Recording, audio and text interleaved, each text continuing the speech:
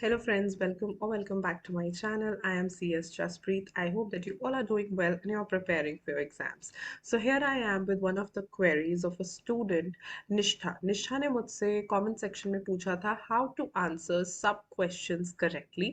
तो sub questions जो होते हैं, sub parts जिन्हें हम बोलते हैं, वो I think CA, CS, CM में सारे ही exams में आते हैं और ये sub parts बहुत important होते हैं to answer and how to answer them. Today I will tell you 5 tips for the same. Yes, before that, make sure that you have already subscribed to the channel and hit the bell icon right next to it so that whenever I upload any video, you get notified. So sub parts या sub questions बड़े ज़रूरी होते हैं. And do you know sub parts या sub questions अगर आप correctly answer कर दो तो आपके exemption के chances भी बढ़ जाते हैं because बहुत सारे बच्चे sub questions या sub parts में बिल्कुल भी अच्छी presentation नहीं करते जिससे उनके जो लेंदी क्वेश्चंस के मार्क्स होते हैं वो कट जाते हैं. So let me tell you some tips that will help you clear your exam, your upcoming attempt, right? Starting with the first tip. Do all subparts or sub questions together. I think every institute tells you this, but very few students follow this. It is very important. If you think that it is not just for the convenience of the examiner but it is for your benefit also कि अगर आप सारे सब parts एक ही जगह पे करते हो तो पहली बात तो हमेशा याद रखो कि जब भी आपने क्वेश्चन स्टार्ट करना है जिसमें फॉर एग्जांपल क्वेश्चन नंबर 1 है, A part, B part, C part, D part, सारे आपने एक साथ करने हैं. Always remember this, right? ये नहीं कि ए बी यहाँ कर दिया, सी डी पीछे कर दिया. वैसे इंस्ट्रक्शंस में इंस्टीट्यूट ने हमेशा बताया होता है, हर इंस्टीट्यूट कहता है कि सारे सब पार्ट्स एक जगह पे ही होने चाहिए. तो पहली चीज जो आपको पता होनी चाहिए कि ये सारे सब पार्ट्स आप एक ही जगह पे करो. Second, now this is something institute doesn't say, I am saying. ठीक है, ये कोई इंस्टीट्यूट नहीं कहता लेकिन मैं आपको ये एडवाइस देना चाहती हूँ. अगर आप ये फॉलो कर पाओ तो बहुत अच्छा.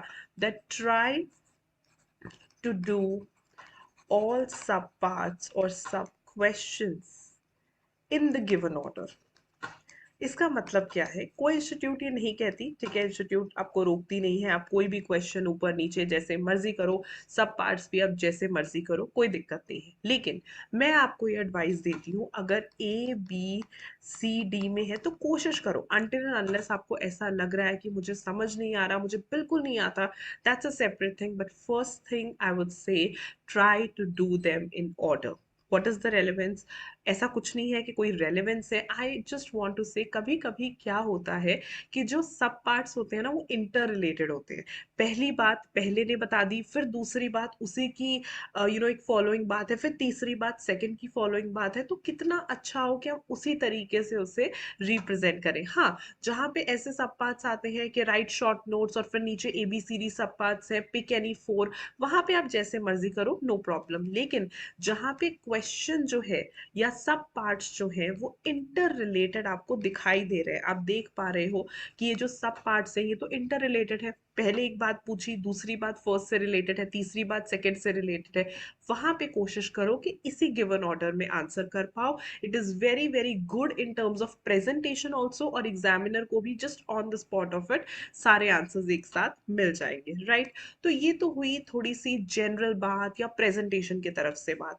अब मैं आपको बताती हूँ from answer point of view आपको कैसे आंसर करना चाहिए, जो आई थिंक वो पूछ रही थी.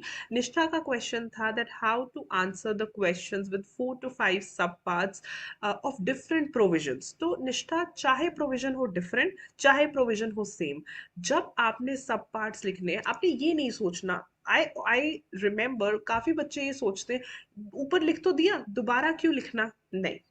Don't be lazy while you answer in competitive exams or in CA, CS, CM में हर सब पार्ट को भी आपने आंसर करना है इंडिविजुअली, राइट? इंडिविजुअली का मतलब क्या है? आपने ये नहीं सोचना कि ऊपर तो लिख ही दिया, दोबारा लिखने की क्या जरूरत है. नहीं. अगर आपका एक लाइन दोबारा लिखने से आपका आंसर कंप्लीटली शो हो रहा है सब पार्ट्स में तो write it. Right, for example कोई भी चीज आपने पहले लिखा, इज इट यस और नो, आपने लिख दिया यस. दूसरे में आपने लिखना है explain why is it yes, तो आप बोलोगे yes, as I mention it is a yes because so and so.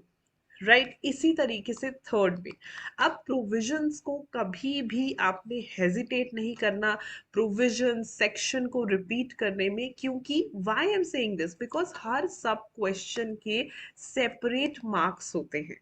Right, अगर आप ये सोचते, ऐसा तो नहीं होता कि सारा का सारा क्वेश्चन एक ही मार्क्स में दिया होता है। राइट, सारे क्वेश्चन में अगर 5 मार्क्स का क्वेश्चन है और सब पार्ट्स दे रखे हैं तो वो मार्क्स डिवाइडेड होते हैं, राइट, बाइफरकेटेड होते हैं एज एन। तो वो जो डिवीजन है, अगर वो इतनी मेहनत कर रहे हैं, आईसीएसआई, आईसीआई, आईसीएमएआई इतनी मेहनत कर रहे हैं, सब पार्ट्स बनाते हैं, सब पार्ट को अलग अलग नंबर देते हैं, तो आपको भी मेहनत करनी चाहिए कि हर सब पार्ट को इंडिविजुअली आंसर किया करो। It is very very important, right. तो हमेशा याद रखना है कि आपने सारे सब पार्ट्स को, मतलब जब आपने सब पार्ट पढ़ा ना, जब आपने उसका आंसर लिखना है, you are always, you should always try कि आंसर मेरा इंडिविजुअल हो। जब भी कोई भी सब पार्ट पढ़े, the answer should look complete in itself, right. ऐसा ना लगे कि क्या इनकम्प्लीट सा आंसर लिख दिया है, ऐसा ना हो, राइट। थोड़ा बहुत इंटरकनेक्टिविटी अगर लिखनी पड़ रही है तो एक लाइन में आप इंटरकनेक्टिविटी भी शो कर सकते हो, लेकिन कोशिश करो कि ऑल एंड ऑल वो आंसर जो है वो कंप्लीट ही लगना चाहिए, right. And fourth, answer according two marks. ये भी एक बहुत इंपॉर्टेंट चीज आ जाती है जब हम सब पार्ट्स की बात करते हैं, right. At many places or in many institutes they have given the bifurcation, right? For example, 1 plus 1 plus 2, right? Obviously the answer you will write, 1 for 1 and 1 is would be small, would be precise, क्योंकि एक ही number का है ना, एक ही number में आप एक line भी लिख दो या जो काम की बात पूछी है वो टू द पॉइंट भी लिख दो तो आपको मार्क्स मिल जाएंगे, ठीक है, जैसा है। लेकिन जो 2 मार्क्स का है वो मार्क्स देखते ही आपने सोच लेना है कि इसको मुझे थोड़ा एक्सप्लेन करना है क्योंकि ये ज्यादा मार्क्स का है। Would agree with me on this point कि अगर इंस्टीट्यूट किसी आंसर को 1 मार्क दे रही है और किसी को 2 मार्क्स दे रही है तो उनका भी तो पीछे कोई मोटिव होगा ना, कि 1 मार्क वाला क्वेश्चन स्मॉल, प्रिसाइज, कंसाइज भी चल जाएगा, 1 वर्ड 1 लाइन चल जाएगी, लेकिन 2 मार्क्स वाला नहीं चलेगा। 2 मार्क्स वाले में फॉर एग्जाम्पल क्वेश्चन है टेल वैलिड और इनवैलिड, ठीक है, बस यही क्वेश्चन आया है। ये आपको 1 मार्क का दिख रहा है, आपने इसमें वैलिड लिख दिया, ओके, आपने इसमें इनवैलिड था, इनवैलिड लिख दिया, ओके। लेकिन यहाँ पे जब वो 2 मार्क्स का आ गया तो मैं अपना ब्रेन यूज करके ये सोचूंगी कि यहाँ पे वैलिड या इनवैलिड के साथ मैं उसका रीजन भी दूं कि ये वैलिड और इनवैलिड क्यों है, राइट। तो ये छोटी छोटी चीजें होती हैं जिसे हम कहते हैं प्रेजेंस ऑफ माइंड, जो आपको उस टाइम पे यूज करना चाहिए कि 1 है तो मैंने कैसे आंसर करना है, 2 मार्क्स का है तो मैंने कैसे आंसर करना है। और ये सबसे ज्यादा प्रॉब्लमैटिक होता है इस सब पार्ट्स में, सब क्वेश्चंस में। इन्हीं में कोई 1 मार्क का दे देते हैं, कोई 2 मार्क का, कोई 3 मार्क्स का। तो आंसर अकॉर्डिंगली हमेशा आंसर लिखने से पहले ना सब क्वेश्चन का एक नजर मार्क्स पे डाला करो और फिर आंसर लिखा करो। Definitely you will get very very good marks in the upcoming attempts, right? And fifth point, I would say that whole answer should look like put together, right? अब क्या होता है जब आप सारे सब पार्ट्स कर लेते हो, तभी हम कहते हैं ना सारे सब पार्ट्स एक ही जगह पे किया करो। अगर आपने 2 आगे किए, 2 पीछे किए, तो मतलब आपने पूरा आंसर तो एक जगह पे दिया ही नहीं। when you write all the sub parts, look at your answer should look like a put together one answer, ठीक है, बिकॉज वो एक ही क्वेश्चन के सब पार्ट्स है ना, तो आपने जवाब भी वैसे ही देना है, आपने आंसर भी वैसे ही देना है, अच्छे से एक्सप्लेन करके सब पार्ट्स को इंक्लूड करके ही आपने जो है आंसर देना है, right. So these are my simple 5 tips जो आपको काम आएंगे जब आप सब क्वेश्चंस फेस करते हो। बच्चे बहुत ज्यादा गलतियां कंटेंट में नहीं करते जितनी गलतियां वो प्रेजेंटेशन में करते हैं। सब क्वेश्चंस को कैसे प्रेजेंट करना है, डिफरेंस को कैसे प्रेजेंट करना है, बहुत दिक्कत आती है, राइट। तो एग्जाम में पढ़ने के साथ साथ, जैसे कुछ ही दिन रह गए एग्जाम्स में, इन सारी चीजों पे भी ध्यान देना शुरू करो। They will really really help you, right. So I hope कि आपको ये वीडियो अच्छी लगी हो तो लाइक कर देना, do subscribe to my channel if you have not done it yet, and follow me on my official Instagram account, that is CS Jaspreet Thanjal, for all the professional content. And if you want to get a sneak peek in my personal life, then you can go and follow me on my new Instagram account, Life as a Working Mom, on Instagram as well. I'll see you super soon on my next video. Till then, stay happy, stay blessed, and keep the preparations on. Bye bye.